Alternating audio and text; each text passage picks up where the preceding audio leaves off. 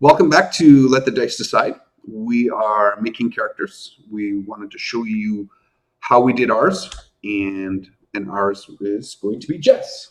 Hello. So it's just the basics of making a level 1 character if you've never role played, and all the different steps in Pathfinder 2's book, because it's a very thick book. We're a little intimidating because you will flip around quite a bit, especially when you don't know what you want to play. Heck, even I knew what I wanted to play, and I still flipped around because I was deciding between different options. Yes, the bonus is right up at the start, page 21. You have your start of your how to make a character. So if you put a finger in there or bookmark or something and flip back, it'll always tell you all the steps. Yeah, tell you where to go. So, and to make our lives easier, we grabbed a set of these. They have all of your, like, you get a ton of stuff in here.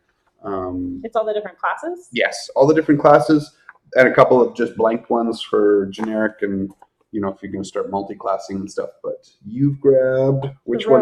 The rogue, right. So, number 1, create a character concept. I've always wanted to do a rogue just because most of the groups that I play with, I tend to pick my class and character last to try and fill in whatever gap there is. Play a lot of clerics, do you? Well, I played one. Okay. But yeah, usually like druids heal, and I wanted to be a druid for a long time, and so I did that. Then a cleric, and now it's been the punchy stuff because too many spellcasters. And I also have a hard time picking which spells I want because I feel like I need to be the kitchen sink.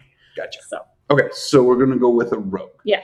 So when we go here and we go kind of like classic rogue, I wasn't trying to be too.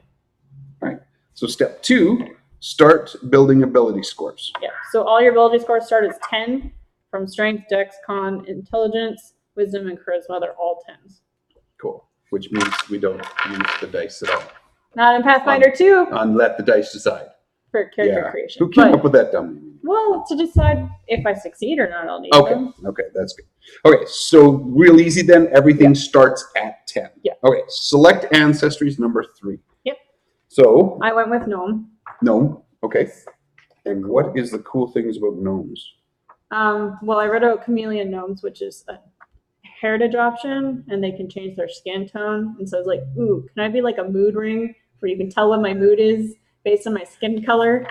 It doesn't say that in the like description of it. It's supposed to be like gradual and take a while for the colors to change. But if you think it's cool, then maybe we'll just. Do that. I start creeping up red, and everyone's like, "Quick, get out of here!"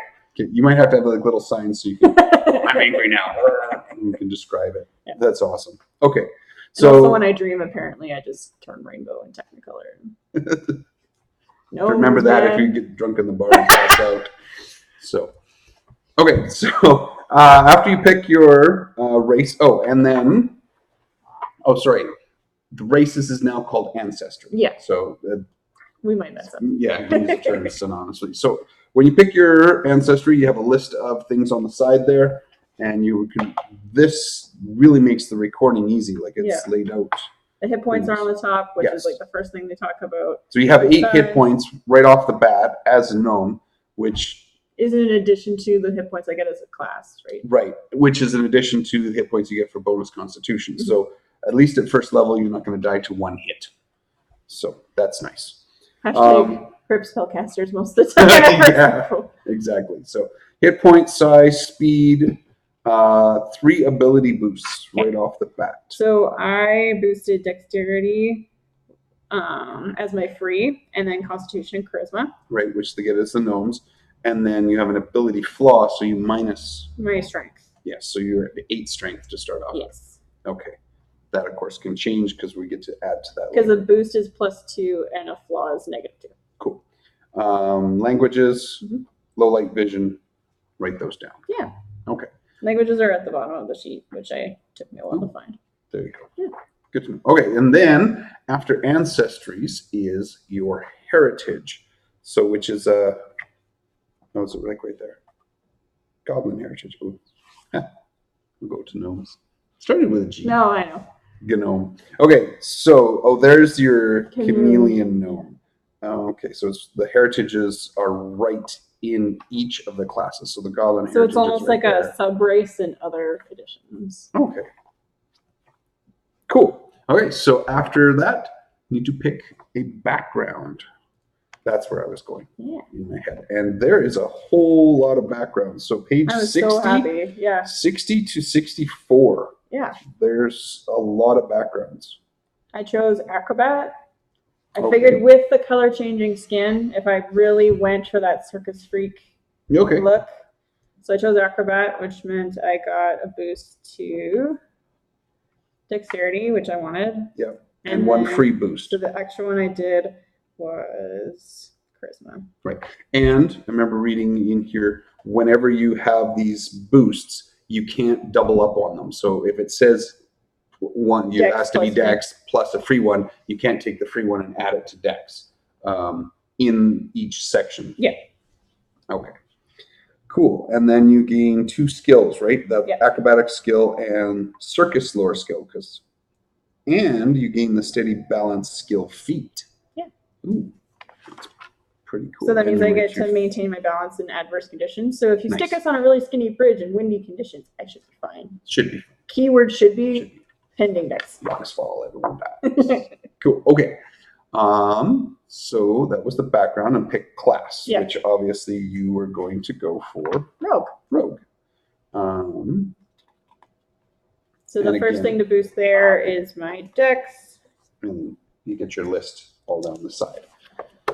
That being said, when we were going through some of the other stuff, we did find that at this point, once you've chosen the class, we should finish all of our ability scores, because as you're doing the class and writing down your skills and things like that, a lot of those get modified. Specifically, intelligence gives you extra skills. So you get an ability boost for your ancestry, ability boosts for your background, 1 ability boost for your class, and the 4th one is Just for free. 4 free, which again can't double up on any of it. The Any of the 4, abilities. but you can double up on your rogue Dex one because we're now in a separate Category. section. Yeah. Cool. Perfect. Cool. Then I did it right, because that means that in the end I have strength back up at 10. I brought that up from 8. Okay. Dexterity is at a whopping 18. Woohoo. Constitution gave it another boost. Intelligence I'm fine with staying at 10. And then I brought wisdom up that little bit. Cool. Yeah, perception gets used a lot in this one. Yeah. So And wisdom since I'll is- be the head of the party, I don't want to die by not There you go. seeing stuff. And I noticed going through the equipment that a lot of your armors have minimum strengths. You can still wear them with less strength, but You get negatives yeah, you to get skills. yeah. So So I bumping wanted to to 10 should cover you on leather. Yeah, exactly. So because I'm a rogue, my armor proficiency is with unarmored or light. That's it. I don't get any medium, so I couldn't even look at those ones to see what strength I would need to have those on. But it was either I'm unarmored in my street clothes or I have leather armor. Those were kind of my 2 options. But leather works. armor, I got negatives, so I figured bring it back up. My acrobatics will be fine. My stealth will be fine, and my thievery will be fine. Okay. Cool. So then record class details is step 7, which of course is all along on here. So I'm an expert in perception. I had to choose a racket, so I chose the standard thief racket. Yeah, just on there. And you get your 8 hit points for being a rogue. Yep. Cool. So And I then was at since 16. since we did our ability scores before writing all this down, we now know that 8 plus 8 for being a gnome, your con is 14, so plus 2. So that gives you 18 hit points. Mhm. So, okay. That's a nice starting for a rogue. Yeah, Feels safer than other editions. I feel like I could get hit once and not immediately run out of the room screaming. There you go. Okay. And 7 skills plus stealth. Plus the 2 from my background. Right. So 11. yeah, you've got almost all filled up, and that's without intelligence boosts. I am more skilled than unskilled. Let's just say that. Cool. All right. Well, then we'll have to make sure that skills come into play as we adventure. And I got thievery for my rocket too. Right. Yeah. Right. Okay. Record class details number 8 by equipment. So now this was cool. Over in the equipment section, did I mark it? No, I didn't. It was 289. Yes, page 289. There are class kits. So instead of having to go through, especially if you're first time, you're going through, oh, what should I have? Anything to do with a bag of ball bearings, I am all over. Doesn't matter if I'm a rogue or not. Yes. So there is class kits. So nice, quick, and simple. Just gives you a basics. I want this one. So all of them are cheaper than your starting gold. So even if you buy one, you still have some left over that you can pick and choose what you want to add to it to make it your rogue kit. And it even tells you how much is left over too. Oh, so, nice. So you get 9 gold and 6 silver pieces. If I didn't get my thieves tools, but I wanted those. So okay, that's good. That will be useful. Yeah. Okay. So then when you buy your equipment, write it down on your list. Calculate all the modifiers. Still gotta finish that part. But yes. Calculate all the modifiers. So we kind of did that already when we did our ability scores. So with my classes, most of them are pretty easy. You write down your modifier for your ability and then whether or not you're proficient in it. So if you are proficient, it's 3 at first level. I don't remember what all goes into it. Or if it's just a flat number. Yeah. Right. Being proficient, you are trained, yeah. which gives you +2. And then your proficiency is plus your level. Plus your level. Right. So it's 3 at first level if you're trained in something. Right.